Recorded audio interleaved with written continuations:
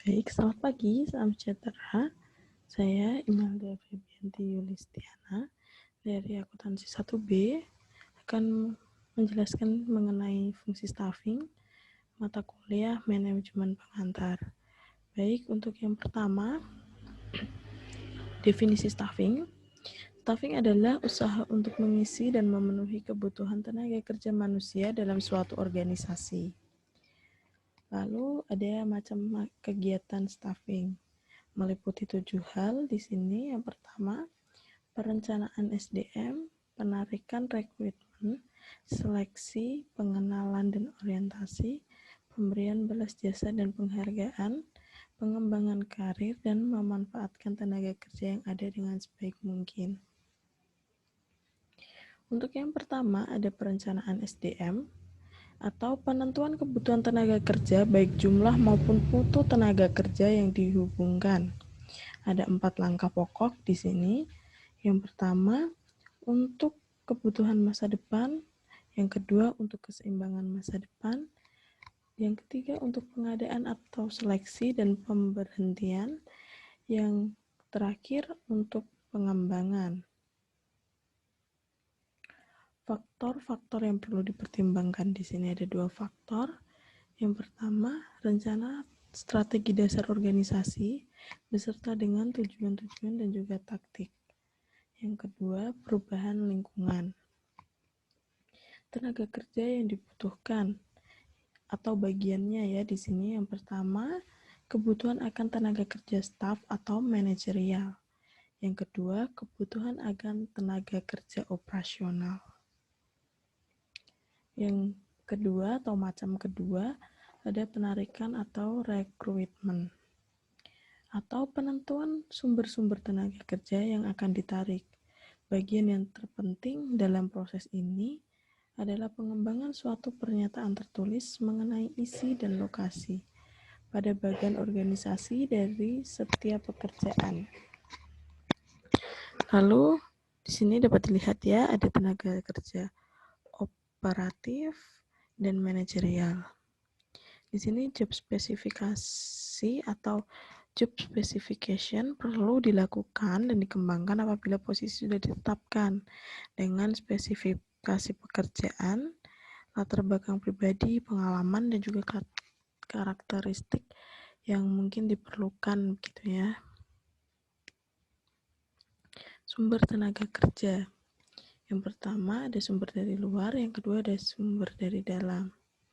Yang dari dalam terlebih dahulu ini ada pengangkatan atau promosi, 2 pemindahan atau transfer, yang ketiga penataran atau upgrading, yang keempat teman atau saudara dari karyawan. Lalu yang dari luar ada yang melalui pasang iklan, menghubungi lembaga pendidikan. Ini biasanya terkait dengan kerjasama antara lembaga pendidikan dengan suatu perusahaan tertentu. Lalu yang ketiga mengambil dari perusahaan atau organisasi lain. Yang keempat, menghubungi kantor tenaga kerja. Dan yang terakhir, menghubungi serikat buruh. Yang ketiga, ada seleksi. Seleksi ini menggunakan 2 metode. Yang pertama ada metode gawang berantai atau biasa disebut dengan bertahap. Metode ini biasanya dengan contoh seperti melakukan beberapa kali tes. Jadi tidak hanya 1 kali langsung diterima, tetapi beberapa kali tes seperti tahapan pertama, tahapan kedua, sampai nanti akhirnya dinyatakan lulus atau diterima. Yang kedua, metode kompensatori atau tanpa tahapan, jadi langsung. Ini seperti contohnya melalui 1 kali tes atau wawancara dan langsung dinyatakan diterima. Yang keempat, ada pengenalan dan orientasi. Melatih tenaga kerja agar memiliki tingkat keterampilan yang diinginkan. Masa orientasi adalah waktu yang digunakan untuk memberikan orientasi atau perkenalan pegawai baru kepada pimpinannya dan juga pada teman-teman sepekerjanya. Jadi masa orientasi ini sangat penting untuk awal-awal para pekerja baru karena dengan masa orientasi ini mereka dapat lebih mengenal teman-teman sepekerja mereka dan juga pimpinannya. Begitu juga untuk adaptasi terhadap pekerjaannya. Lalu di sini ada latihan dan pengembangan. Caranya ada dua. Yang pertama, pelatihan di tempat atau on the job training. Yang kedua, di luar tempat kerja atau off the job training. Atau biasanya lewat self-study atau belajar sendiri, tugas belajar, magang, dan seminar atau rapat lain-lain. Yang kelima di sini, macam kelima ada balas jasa dan penghargaan.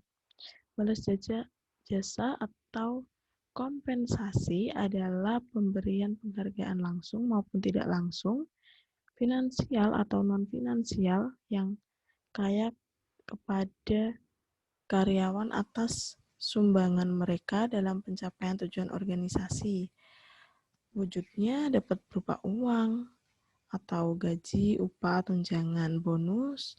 Yang kedua, natura atau beras, kopi, gula, minyak seperti bahan-bahan pokok seperti itu. Yang ketiga, ada kenikmatan atau fasilitas-fasilitas penunjang lainnya seperti rumah, kendaraan, asuransi kesehatan, dan lain-lain. Yang keenam, ada pengembangan karir. Yang pertama ini bisa dilakukan dengan jalan promosi atau usaha memberikan kekuasaan tanggung jawab yang lebih besar pada seorang pegawai dengan disertai kenaikan gaji atau upah. Lalu ada juga disebut promosi kering atau kenaikan pangkat pegawai disertai dengan tanggung jawab, tetapi tidak diikuti dengan kenaikan balas jasanya.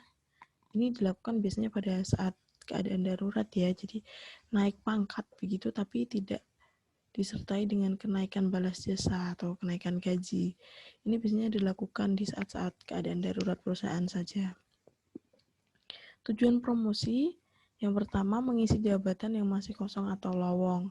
Jadi mungkin ada jabatan yang memerlukan pejabatnya tetapi masih kosong gitu. Jadi dilakukan promosi untuk mengisi jabatan yang kosong tersebut.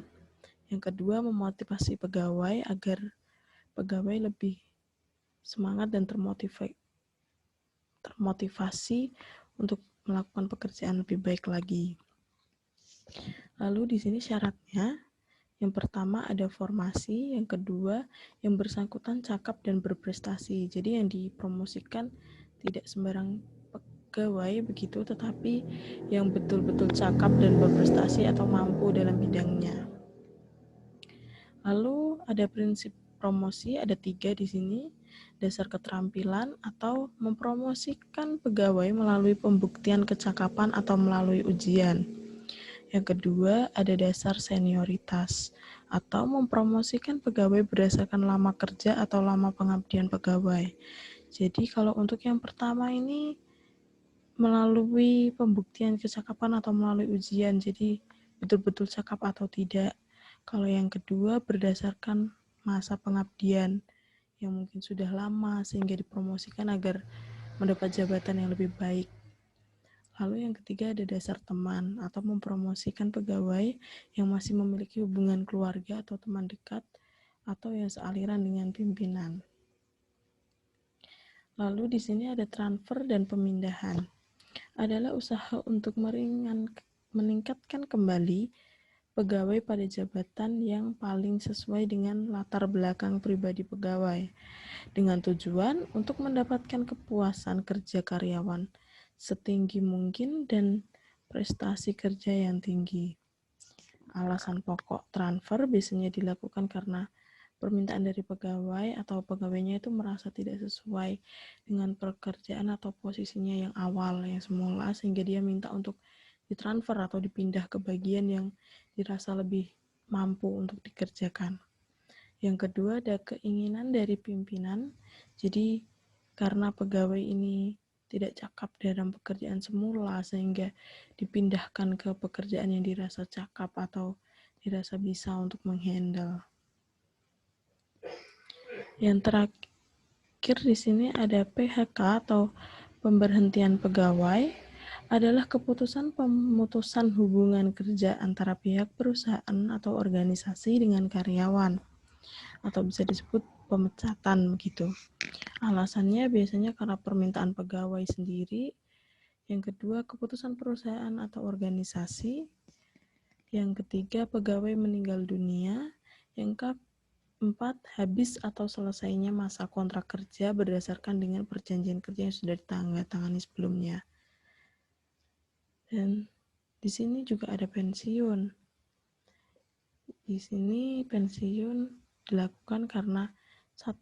Peremajaan pegawai berusia lanjut, pegawai menderita cacat, dan posisi yang akan diganti. Baik, demikian mungkin presentasi yang dapat saya sampaikan. Mohon maaf jika ada kekurangan atau salah kata dalam penyampaiannya. Semoga video ini dapat bermanfaat bagi yang melihat dan juga mendengarkan, serta menambah pengetahuan kita mengenai fungsi staffing dalam mata kuliah manajemen pengantar. Sekian dari saya, Imelda Febianti Yulistiana.